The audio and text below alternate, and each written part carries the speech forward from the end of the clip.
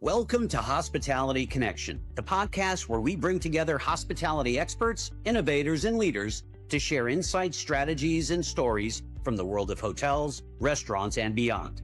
Each week, Scott Samuels and Alex Gould, your hosts, dive into the latest trends, challenges, and opportunities in hospitality, giving you practical insights and inspiration to thrive in today's industry.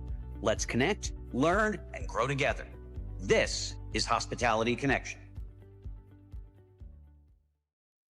All right, everyone. Welcome to the Hospitality Connection podcast. I am here with Scott Samuels and my old friend, my old mentor, Justin Fowler.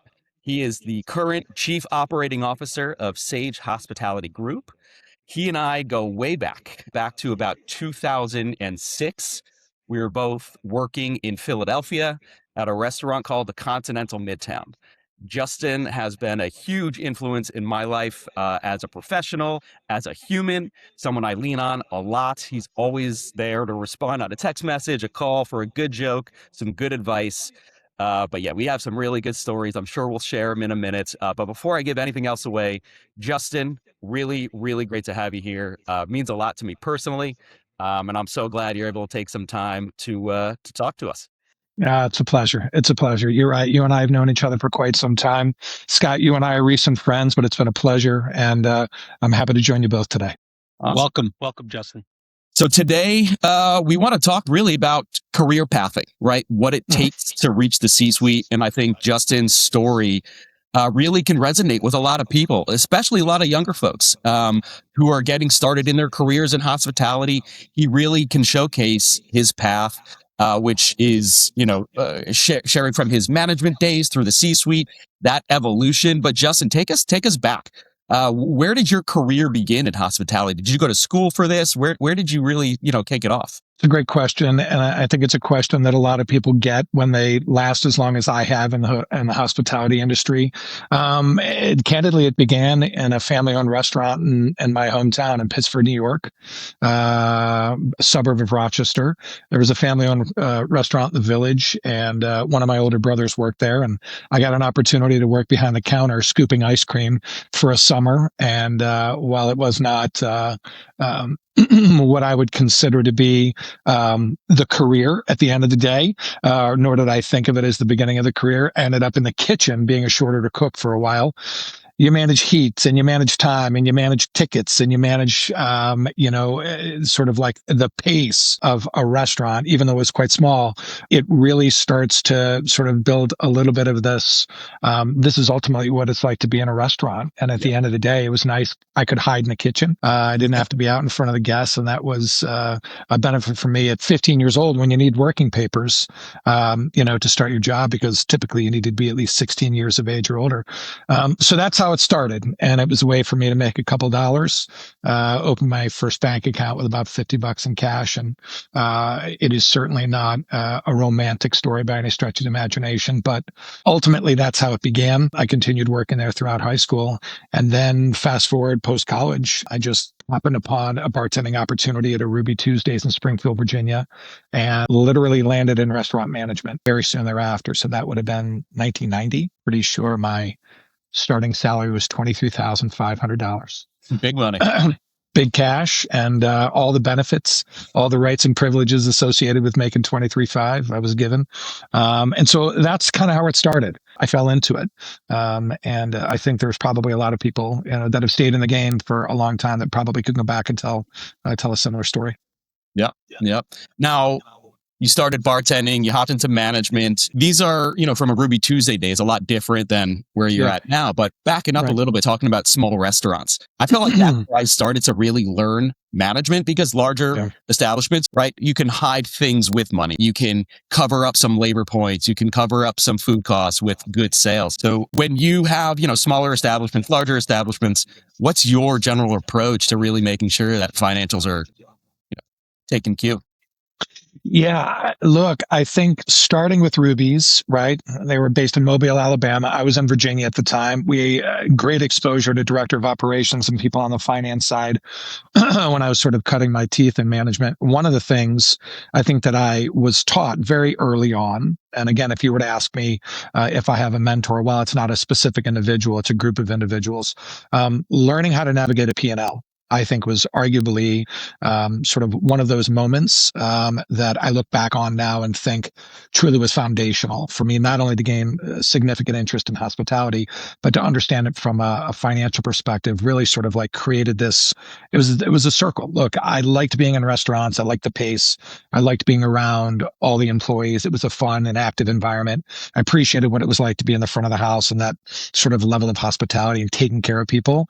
But candidly, financial acumen was something I think, based on my sort of general interest in math and probably economics at a pretty young age, that resonated with me. And you had to be scrappy. These are restaurants that are probably doing 40, 50 grand a week. And so financial management on that scale was extraordinarily important. I slept with the P&L under my pillow for a while until I could articulate, sort of, I knew where the numbers came from and I knew what they meant. And ultimately, I think, the path to becoming a strong financial leader is to be able to take that information and distill it into a message back to a team that says, here's a labor issue and here's a food cost issue. And ultimately, this is the way to have a positive impact on perhaps poor results or mediocre results. So if I was to look at a restaurant with limited volume versus a restaurant, as you and I know, we work together in some properties that generated 15, 18, $20 million a year in revenue. It can hide a lot of sins. And at the end of the day, it's very cliche. That's true. Now, just close the loop real quick before we move on. Ruby Tuesdays, how'd you get from there to Sage in 30 seconds? 30 seconds. Ruby Tuesdays for about 4 or 5 years. I ended up packing up and moving to San Diego on a whim. I started managing a Planet Hollywood in Horton Plaza, downtown. You know the area. Yep. I ended up moving and being transferred and promoted to the Planet Hollywood in Orlando, which is where their corporate headquarters were. I stayed in sort of theme restaurants for quite some time. Ended up working with Rainforest Cafe for a bit. TGI Fridays, right? All these casual concepts that generated modest, revenues on the top, but significant returns. And then I got a phone call one day in late 2005 from a young lady named Amy Orlando, who and asked me if I wanted to make a trip from Wilmington, Delaware up to Philly. I joined Star in 2006. And I navigated that company for about 20 years. And then I got my first phone call regarding chief operating officer position. And I took it with a company that was based in LA with a office in Coconut Grove. So I became a COO a number of years ago, and then the phone rang again. And I took this opportunity as a chief operating officer for Sage Hospitality Group's restaurant division back in June of 24. Awesome. Scott, I know you have a lot of questions. I just want to get this one off. Sorry, bud. At what point did it just click to you? I want to be an executive. This is the career. I'm staying in hospitality, in restaurants. Did that, just evolve over time, or was it, from day one after bartending at Ruby Tuesdays, becoming that manager? Definitely not since day one. I think it was sort of like this evolution. I remember thinking at the time, this might not be a get rich quick scheme. This wasn't one of those things where you went to sleep making 23.5 and you woke up making 6 figures. Right. And so if you're going to be in it, you're going to be in it for the long haul. So it became less of a financial endeavor and less about sort of quality of life and work-life balance, and became more of a labor of love. I think probably when I'd been in restaurant management for 7 or 8 years, it started to resonate that some of the people that I interacted with at the director and VP level were living a lifestyle and interacting with people that I saw myself being part of that group. And that's probably where I put the pedal down a little bit. Said, if I'm going to do it, I'm going to go all in, and there's no more manager title next to my name. Yep. And then I didn't want there to be a director title, and then I didn't want there to be a vice anything title. And then I think things started to get a little downhill for me. Sometimes it's better to be lucky than good. I will absolutely go back and suggest at certain points in my career where timing was spot on. And I guess that's why you sent me that text one day, please start calling me chief. That's right. That's right. That's exactly right. Yep. In quotes. Yes. That's right. That's a great success story, Justin. I'm going to predate you. You were making a lot more than me when I started. I started my management career in 1981. at the Palmer House in Chicago, and I was making $18,500. That was my starting salary. I remember that. I was so proud, and I look back on it now, and I don't even know how I lived on that. But obviously things were a lot less expensive at that time.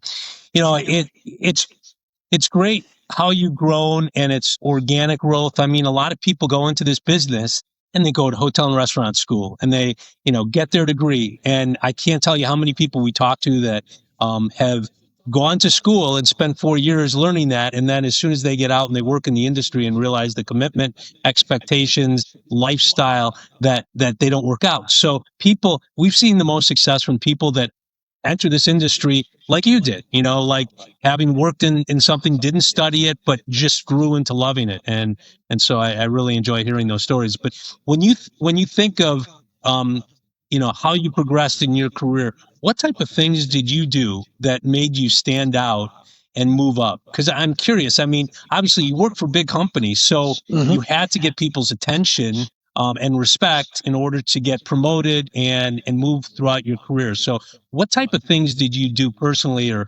professionally that made you stand out? Yes, that's a great question. I think what allowed me to stand out in certain at certain points during my career was very much being all about the result. If I was in charge of a cost center, if I was in charge of a schedule, servers, bartenders, etc., understanding sort of the rules of engagement from a financial perspective, I knew was going to be a little bit of that gateway to then find myself in the room, either being asked questions or to provide some sort of the backstory about why our performances were strong. And that's very much the way that I sort of approached it. So if somebody said to me, we've got a food cost issue, I would want to quantify it both in terms of percentages and dollars. And then I would want to go and find it. And I would work collectively with the team that I was responsible for managing to come back with the facts of the case. These are the reasons why, and this is what we're going to do to, impact the results themselves, and then go out and do it. I think in hospitality, you have a tendency to sort of focus on a number of different things all at the same time. I wanted to be somebody that people respected. I wanted to be somebody who people enjoyed working with. I wanted to be somebody who people looked at and said, this is somebody who can develop talent, because I think all those things are extraordinarily important. But when you got down to the brass tacks of a Ruby Tuesdays or a TGI Fridays that had one model, and there were 500 or 600 of these things domestically, the individuals before me that gained a certain amount of notoriety and ended up climbing the ladder were the ones that posted results. And I'm extraordinarily competitive. Alex can probably share that with you. And so if there's a report card associated with financial results, which they are, it's a daily, weekly, monthly P&L, I needed to have my hand all over it. So that's very much the way that I sort of approached it. And then I think once you became comfortable with P&L management, the other sort of components of becoming a successful leader, I think at the end of the day, started becoming more important to me. I just needed to make sure that I was an expert to the degree that I thought that I was that early in my career. Yeah, and it sounds like, so many people these days come to upper management with problems, but it sounds like you came with solutions to those problems and got the results that you needed to. And so I think that's a big attribute and why you've grown the way you have. The other thing I always remember, and I'm not sure if you had this mindset, is that my job was to make my boss look better. So I always, focused on, I know I don't need the credit, but I just want to make sure that he gets the credit so he recognizes me, and hopefully you have good mentors that, take care of you when you take care of them, and never burn a bridge, because you know how it is. It's a small world. When you're growing up, and you probably did this when you went from job to job, you used your prior supervisors, bosses as references for your next employer. And, to me, that was so critical. And I think a lot of people these days don't realize the importance of, leaving a job, in a great way. So it's a catapult you to a new job. So was there a defining moment, something that you realized when you were going through, when you were halfway through your career, and you said to yourself, wow, I'm really destined for bigger things. My career is going to grow, and this is where I want to be. Did you have that moment? Yeah, I did. Alex is smiling because Alex I have a knows different response for this. about my defining moment for you, Justin, but I'm going to get to that in a second. Yeah, look, I don't want to out anybody while I'm on the call, right? So let's just say that there was a scenario. Alex and I had come to know each other for at least a year. I got a phone call from somebody that I used to work with who I held in pretty high regard. He had suggested that I get on a flight and travel to where he had taken a vice president of operations, right? Maybe even a presidency opportunity. And he wanted me to come out and take a look at it. I was to do so secretively. And I did. And I went out and I spent the weekend. All right, I'll just say it. I was in Las Vegas. I was there for a couple of days, and it was a full court press by the company owner and a couple of the people that I met, in addition to the guy that had asked me to go out and spend some time talking about this opportunity. And by the time I got home, they had sent me a contract with guaranteed comp and guaranteed bonus, and it was significantly more than I was making from a base perspective, even with bonus. I thought really long and hard over a couple bourbons. I decided that it wasn't the opportunity that I wanted it to be, and that I was going to stay where I was. And within 24 hours, I ended up having a very candid conversation with the individual that I reported directly to and worked for. Alex knows this guy. We'll call him SS in this case. And he said, "I appreciate you bringing it to my attention." And I literally, it's got to be honest with you, I thought in the moment that I had signed my walking papers, that my honesty was going to come back and bite When me. you approached him, you thought that was going to do you in? Is that what you're saying? Yeah. And Alex, my relationship was very, very strong with Stephen early on in my career. But I literally thought that I I was being honest to a fault. So what was the reason you took that approach with SS? I mean, why did you do that? He fancies himself an armchair psychologist, and he was looking across from me while I was at the Continental Midtown, and he said, "Is there something you're not telling me?" In the middle of a conversation that we were having about a completely different subject. And I thought, oh my God, he knows that I went to Las Vegas to discuss another opportunity. And I tried to dodge the subject, and ultimately he said, "Tell me what's on your mind." I did. And after that commitment in the moment, I thought, that's it. Right? I better get back on the phone with this guy, this opportunity in Las Vegas. And accept the job. And 45 minutes later, I was in Stephen's office, and he gave me a substantial raise, and he promoted me to GM of the property. And that's when Alex and I really became quite close. That was probably the moment when I recognized that what you had sort of discussed a little earlier today, where I was not one to take credit. I was not one to raise my hand from the front of the room. I was one to sort of work with a team and be sort of partner in results. We, at Continental Midtown specifically, $10-11 million a year, we generated, 30+% EBITDA, which in the company's history was the highest ever. And we did it consistently month in, month out. But I wasn't quick to stand up in front of a crowd and take responsibility for that. It was a partnership.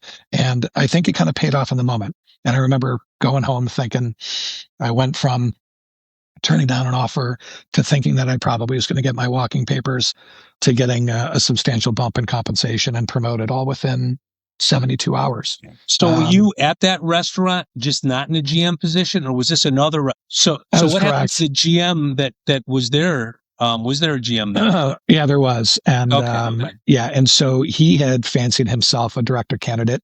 And it got to the point where he was entertaining offers, and it became public knowledge, and it had been public knowledge, and he was vying for a director position. It didn't happen. And so they let him go. And correct me if I'm wrong, Alex, I think that's how it ended up happening. He ended up leaving in one way, shape, or form. I'm not sure the terms of departure. Yeah. But yes, there was a short crossover period. That's right. And then you stepped into the role full time. That said, I remember your defining moment slightly differently. It was, I believe, New Year's Eve, 2006, or maybe 2007. And we had a big ball and party, balloons and a liquor representative, sponsoring the event. Yeah. And then out of nowhere, the DJ calls Justin to the stage, and he starts singing "Enter Sandman" by Metallica. It was a band. I have not seen one. It was quite a performance, first of all. Great performance. No. But every staff member just jaw to the floor, ears perked up in complete surprise and shock about the talent that this man had on a microphone. So I always thought that was going to be the catalyst to your next, your endeavor into music. That's right. You're right. Now that you bring it up. Yeah, that was fun. Alex was right. There was a friend of mine's band we booked at the restaurant. This first time live music had been had in one of the restaurants. And to Alex's point, they introduced sort of the song, and then I got up in front of a large crowd, as I remember. Large crowd, and you really got the attention of all the female staff members who were very interested in listening to Justin from that moment forward. That's right. I'm sure there's a video or two out there. That was quite some time ago. Yep. Yeah. Those were the good old days for sure. Yeah, yep. buddy. Yeah. Yep. You're managing managers. That's one set of skills. Then you got into the executive roles, managing and leading, two different styles. How would you evolve those skills and develop those skills from an executive perspective, and translating what you learned as a manager? Because those are two different areas, two different focuses, two different approaches. How do you juggle those and make that transition smoothly, mentally, and then downstream? Yeah, I think it's a great question. Managing managers when you don't sort of consider it when you are a manager, right? You are one of the, and I say this, with, and not to sound, I say this with great positivity. You're part of the rank and file, right? You're part of a group that's responsible for sort of individual sort of portions of a restaurant, areas of responsibility. And then when you take the step to sort of manage those individuals, I think what's key is that you understand all there is to know about each individual AOR. So like Alex and I, back in the day, we managed beverage costs very early on in his career, and we did it collectively. We understood what the goal was. We understood how to get the results. I became extremely interested in everything outside beverage cost management. I wanted to know how to manage labor and how to manage food cost and how to manage the middle of the P&L, how to manage capitalized expenses and budget creation and budget management. And so I became somebody who was deeply, deeply concerned about knowing everything there was to know, from the front door of a restaurant to the back door of a restaurant. And so when I got an opportunity to manage managers, I essentially was speaking a language on behalf of every area of responsibility because I had managed it myself. And that transition and the way that message translates both to the manager and then to the result was, it became much, much easier. I was also somebody at the end of the day that would have never asked somebody to do something that I wouldn't do myself. I think that is a great way to earn respect. But I was extremely interested in developing talent. And I remember the first time. So Justin was incredible at not just running and managing a restaurant, but teaching people how to manage as well. And not just the financial aspects of it, the technical aspects of it, but the personality of it, right? He was extraordinarily good at reading people, understanding how to manage them, and then teaching them how to manage other people, right? You're managing hourlies who are, in some cases, in my case, were probably making significantly more money than me as a manager who was against someone as a bartender. So it was very hard to learn how to manage those people from a psychology perspective. And one thing that Justin said to me very early on that stuck with me, and I stole this quote from you, and I don't know if you remember it, but it was, first earn respect, and then you can demand it. And that stuck with me for a very long time. Yeah, I think you're right. I think, what also makes somebody a successful leader is being able to relate to someone's situation, to their age, to their interest and desire to being in the restaurant, the reasons for it, and being a little bit of a chameleon as it relates to sort of managing to the needs of those employees.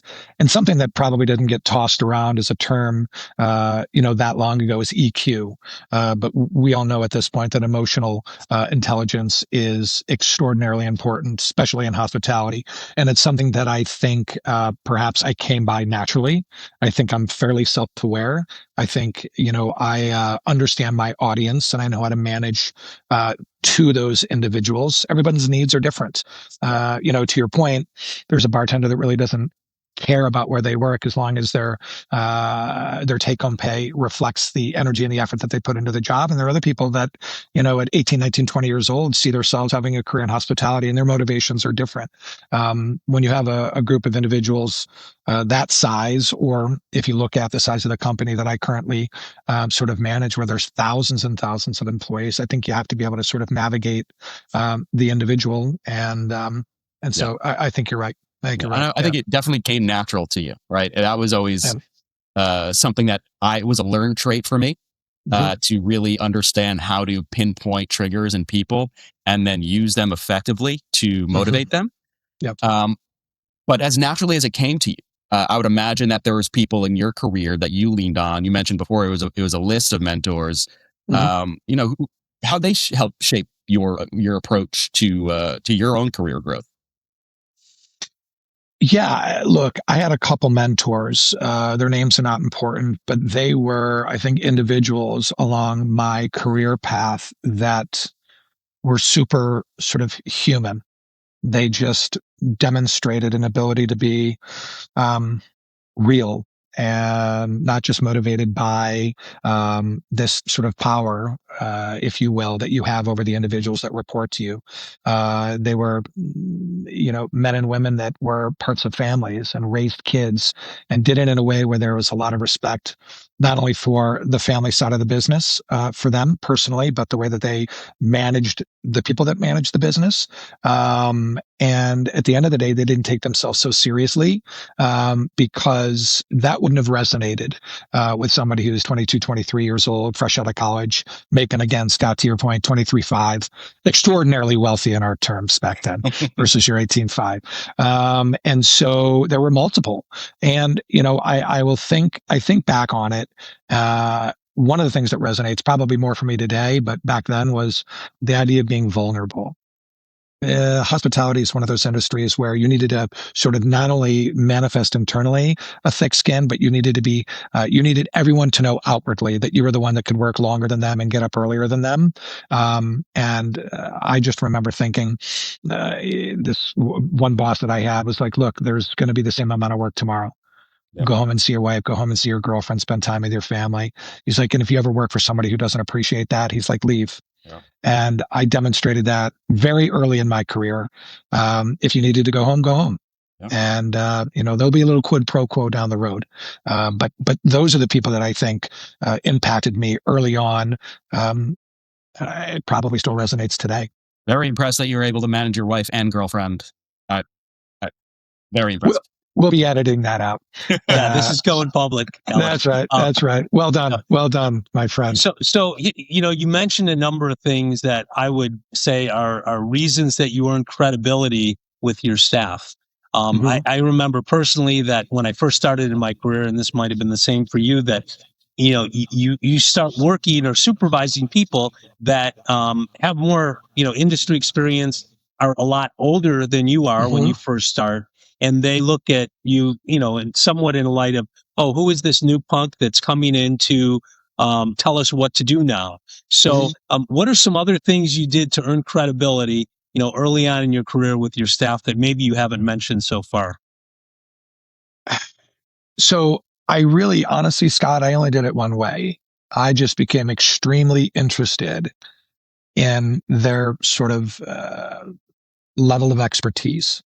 So if I was managing somebody who was 5 or 10 years older than me, and it happened fairly early in my career, I wanted to make sure that the language that this individual and I spoke was exactly the same, right? That the conversations had no ego. And I was very quick, again, to be vulnerable again and raise my hand and say, you know what, I'm genuinely interested in learning a little bit more about that with which has made you successful at this point of your career, and share that with me. You go into a room and you behave like you know everything that there is to know, especially when there's an age gap that doesn't favor you. That is a surefire way to become instantly alienated from somebody who you're going to need in the moment and down the road. And so I can, admittedly, I carry with me sort of generally a pretty large chip on my shoulder, but I do it in a way where it's not ego forward. It doesn't sort of command the attention that someone who's raising their hand saying that they know the answer to every question before anybody else has an opportunity to answer. And so I think that's the best way for me to sort of articulate that answer. If Alex knew more about beverage management, I was 5 years older than him. I wanted to know everything that there was that made Alex he has additional credibility on beverage management. Looking back on it now, that was not the case. He didn't know anything about managing beverage cost. I basically taught him everything he knows. But he still doesn't know anything. That's the problem. Yeah, no, this is a guy at the end of the day that has gotten by on his looks alone. And my glowing hair. No, that's correct. That's correct. I've had the pleasure of sitting at a bar with him during this past week at several bars trying to network with people. So I understand he knows nothing about beverage management. It's amazing. So you've got people that, I see this, if they come out of college, especially at some of these higher touted colleges, and they think they should be on this trajectory toward executive level, positions right out of college, and they really know nothing. They don't have a lot of practical knowledge. I don't want to say they know nothing, but the practical knowledge isn't there. So they have to learn it from the ground up. And so it's somewhat humbling to people. But what have you seen, what mistakes have you seen talented hospitality professionals make that try to climb the corporate ladder too quickly, and end up falling off the ladder? What type of things have you seen? Acting like they know the answers. When you are asked a question and you are behaving in that moment like someone who is looking to gain a rung on the ladder with that answer, they come in two different shapes and sizes. They're the people that they fake it till they make it, right? Or the people that truly know the answer, and choose to answer that question truthfully. It's the people that try to fake it till they make it that get caught very early on, in my estimation. I would rather not raise my hand and not offer up an answer that potentially is not accurate, or an answer that would make me seem like I have an answer for everything, versus just opening up my mouth and starting writing checks that my ass can't cash at the end of the day. And so I would rather keep my mouth shut. And I've been surrounded by people that they are rocked by the sudden urge to answer every single question that's asked. And there are people in the room that sometimes are very quiet and quiet for a reason. And I think early on in my career, I just didn't feel compelled to raise my hand and provide an answer that potentially made me look like that person. And so the people around you are going to figure that out pretty quick. Yeah. And I've worked alongside a number of them. And maybe at the end of the day, it took me a little bit longer to get where I am because I wasn't willing to sort of put myself in a position where I could be discredited. That would be very detrimental, I think. Psychologically, I don't think I could swallow that. And so I never put myself in that position. That's some great insight. You were tapped on the shoulder for a couple roles throughout your career by recruiters. It sounded like Amy Orlando, who we both know. Right. Now you're in a position to bring on exceptional talent. However, you just went through your process of how you got to where you are. Now, when you're out there looking, scoping the field, how do you direct your own experience with finding the people who can fit the mold of what you're looking for and what Sage is looking for as they grow? Because what you're saying is what I heard was, I'm positioning myself for growth internally by laying out information when I know I have an answer. Yeah. Other people are a little bit more self-promoting, and on paper, they're probably getting maybe a little bit more action from the recruitment side. So what would you tell someone who is like you and who, maybe sitting in the back of the class, listening more than, speaking up? Yeah, I think it's a great question. I'll tell you what, Alex, I have a tendency, and my talent acquisition team sort of like collectively has this vision about sort of incoming talents. We look at things very similarly, and there are probably a couple core tenets that I look at when I look at a resume, and perhaps I'm reflecting on my career. Early on, when I was in hospitality, again, 30 plus years ago, it wasn't uncommon for you to jump from one restaurant to another because you thought that there was an opportunity there. Mine was less about the opportunity, more about geographics. I ended up moving a couple times, and I did it because I knew I was early enough in my career where it wasn't a step back. And so when I got to a point where there was less of the formative years and more of sort of like this, I've now created a foundation, and this is the business that I wanted to be in. I didn't jump around. I stayed with the organizations that I had great respect for years, sometimes decades. Today, when I review resumes, I see people in a job for 18 months, 24 months, and then they do it again, and then they do it again. And as cliche as it sounds, it speaks volumes about, I want to call it the credibility of the candidate itself, but sort of like that fortitude that they should have or need to have to really kind of stick it out and get in the mud for a long enough period of time where the fundamentals of good restaurant management and the fundamentals of strong hospitality, they don't take hold if you're bouncing. Yeah. And, you are somebody that, from a hospitality perspective, we know at the end of the day that your life expectancy may be short because someone down the road might offer you a couple extra dollars. And I don't want to waste time with somebody who potentially is going to be ineffective for 24 months if I do know that they're going to leave. Yeah. So I would rather put my eggs in a basket that says that this is somebody who's dedicated a significant amount of time with one organization, and do it in a way where they've been respected, but they see the next opportunity as just that. Let me play devil's advocate for a second here. We look at resumes all day long. Mm-hmm. It's part of our daily process.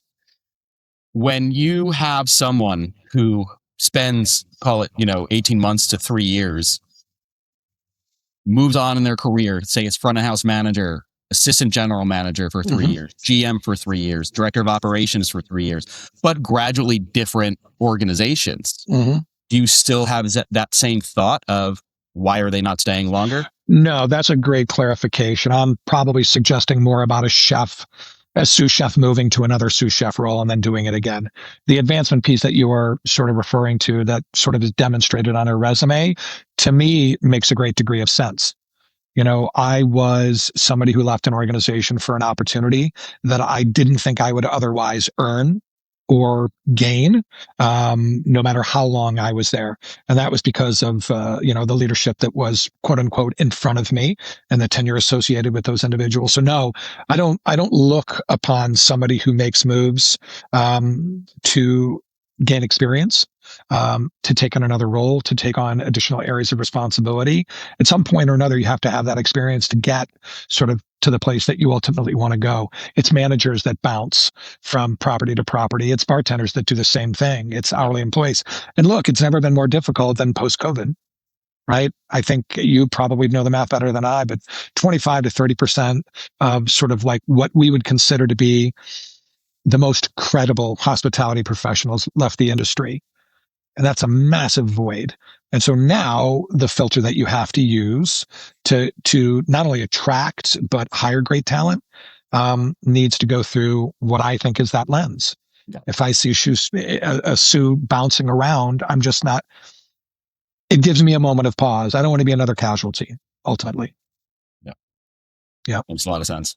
Yeah. Yep. Yeah. It's not easy. Not easy these days. Yeah. Now, aspiring leaders, if their goal is to land in the C-suite, what are you telling them? I think an aspiring leader generally has to have a point of view, not just their little slice of it, right? I work for an organization that manages hotels and restaurants in hotels, but my background was restaurants. For me to become a chief operating officer, I can't just have a point of view on restaurant and F&B. I need to have a point of view on in-room dining and banquets and catering and events in general, and how occupancy and ADR impact the restaurant that I'm ultimately responsible for. So I think not only having a point of view, but becoming becoming knowledgeable, sort of like in that part of the business that I didn't grow up aspiring to be in and I didn't know a great deal about, is extraordinarily important. When you're surrounded by people that know a great deal more about a subject within sort of like the hospitality sort of ecosphere, so to speak, my ears are open and my mouth is shut. I want to learn a little bit more about it until I'm asked for my perspective and my point of view.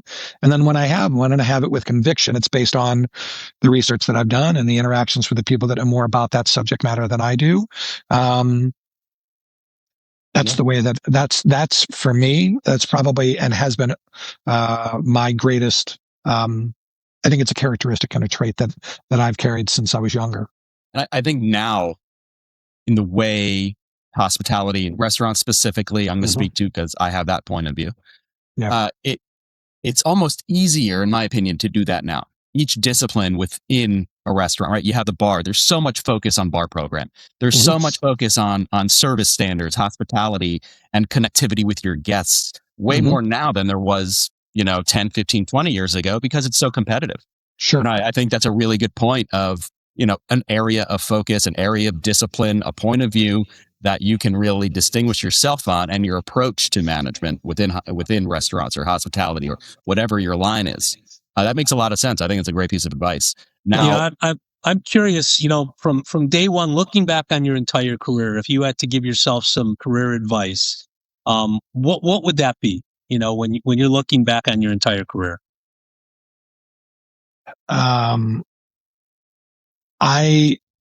So I did a little digging on this question at the end of the day, and I sort of like gave myself a little bit of a psychological profile, and it was certainly AI enabled, but something that came across, and it's very, very sort of well written. It would be one of the responses in preparation for this call that I literally would almost rather read to you verbatim from the document that I currently have. But ultimately for me, it was, I wanted to stop treating and learning and doing as two separate things.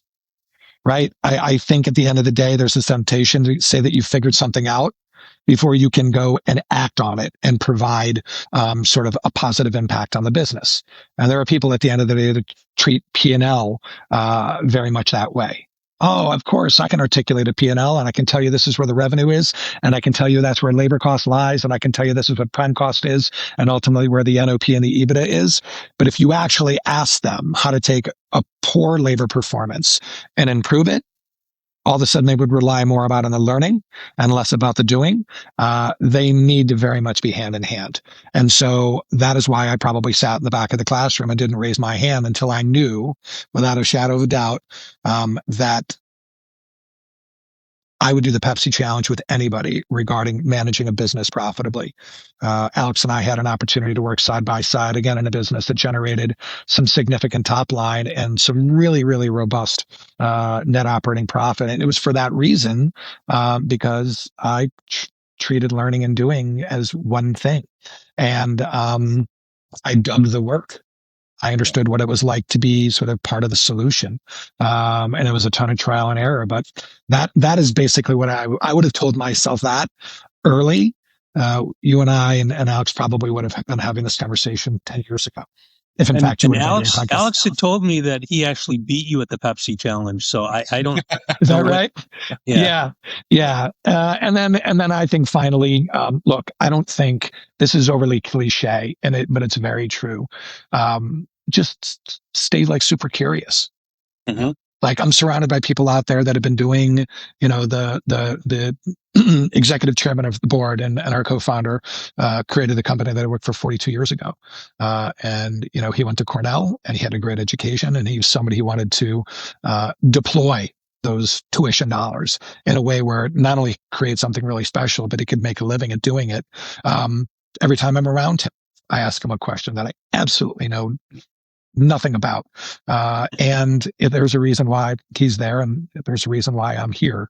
And so, yeah, I'm always super curious. So, and you've always been very good at giving, that advice. It just felt natural. I mentioned it earlier, and I leaned on Justin for a long time when, I think I mentioned this the other day. I was scrolling through our old text messages, and it was a couple of years ago. And I was like, dude, I am lost right now. What do I do?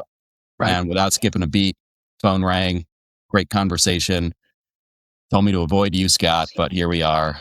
And, that's right. He's always been. You ever gave him. He didn't listen. Yeah, I didn't know your last name. I just said avoid anyone named Scott. He's been a wealth of information and inspiration, and it's been great watching you do your thing, graduate amongst your peers to a position that is highly regarded in in such a fantastic company that we look at, and proud of you, bud. Thanks. Well, I appreciate that. Appreciate it. It was a pleasure chatting with the both of you. And an honor to sort of provide a little bit of a context and sort of, the 35 plus years in hospitality. Yeah. I think at the end of the day, some people just endure. And then they look back on it and go, oh my God, what have I done to myself? And there are other people I think that sort of flourish. And maybe there's a little bit of in between for a lot of people as well. But I've been successful based on being surrounded by a lot of great people. Alex is one of them. But you got to work hard, and there's no two ways about this. Hospitality doesn't give anything for free. No doubt, no doubt. Very inspiring and insightful feedback. So thank you so much, Justin. Appreciate you joining us. Thanks, Justin. We really appreciate you taking the time. You're busy, and I think this is great direction for a lot of people looking at their career, just like I did a couple years ago. And what am I doing now? Right. That's great. Thank you for your time. And all right, gentlemen. Always a pleasure to chat, bud. Thank you for tuning in to Hospitality Connection. We hope you found today's conversation insightful and inspiring. Don't forget to subscribe, leave a review, and connect with us on LinkedIn and other social channels to keep the conversation going. Join us next week for more insights, stories, and strategies from the hospitality industry, because when we share knowledge, we all grow. Until then, stay connected and keep elevating hospitality.